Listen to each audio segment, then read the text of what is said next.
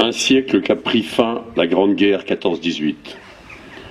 En ce 11 novembre, qui marque traditionnellement la commémoration de cet événement, cette guerre peut paraître bien lointaine, alors qu'elle est toujours aussi présente. Présente parce que dans nos territoires ruraux, chaque famille a été touchée par la mort d'un père, d'un frère, d'un fils, d'un proche. Présente par les listes impressionnantes des morts pour la France, inscrites sur nos monuments commémoratifs. Pour le Bressuire tel qu'il est aujourd'hui, 465 noms, alors que la population était à l'époque d'environ 10 000 habitants.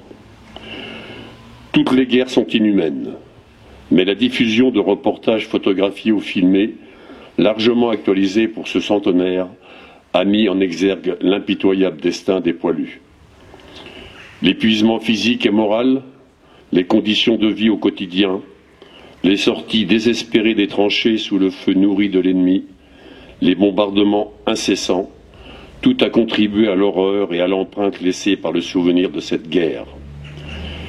18 millions de civils et de militaires y ont laissé la vie, de toutes nationalités, sans oublier plus de 21 millions de blessés.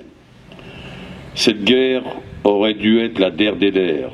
Malheureusement, pour des raisons idéologiques, religieuses, ethniques, économiques, des conflits se sont multipliés à travers le monde.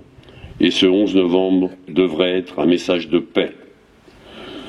Lors d'un discours en 1976 à Verdun, Maurice Genevoix disait alors « Devant la douleur et la mort, devant le courage ou la peur, on ne pouvait plus tricher. Jamais hommes ne furent à ce point fraternels. Puisse une telle certitude gagner le cœur de tous les hommes, ceux d'aujourd'hui et ceux de demain. Puisse cette guerre remettre en cause la notion même d'ennemi et nous rallier désormais durablement, comme le symbole qu'il a aussi mérité d'être, de la compréhension et de la paix entre les hommes. »